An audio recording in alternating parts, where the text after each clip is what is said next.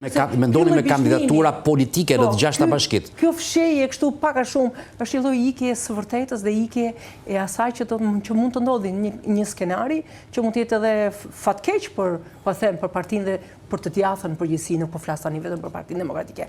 Pra të mos i regjistrohet një humbje leadershipit të sotëm, një humbje re ose tani të them gjërat edhe në ekstremin e gjërave, edhe për të përfshirë në këtë lloj humbje, pa e them në thonjza, edhe shoqërinë civile për ta gjykuar nesër, nëse një ditë ajo e ka për detyrim të hyjë në një betejë politike për shkak për ta përmirësuar demokracinë shqiptare, do t'i quhet kësaj si një humbje, do t'i quhet si një shënim, si një minus i madh që ti e provove një herë si shoqëri civile dhe ti nuk ke shanse për të fituar. Do thotë kjo mund të jetë edhe një armë që nesër do ta përdorin partitë politike kundër shoqërisë civile. Domethënë ne duhet parë si do të rrjedhin gjërat. Prandaj jam shumë skeptike dhe nuk e shoh edhe zotin Binaj si një figurë të pavarur.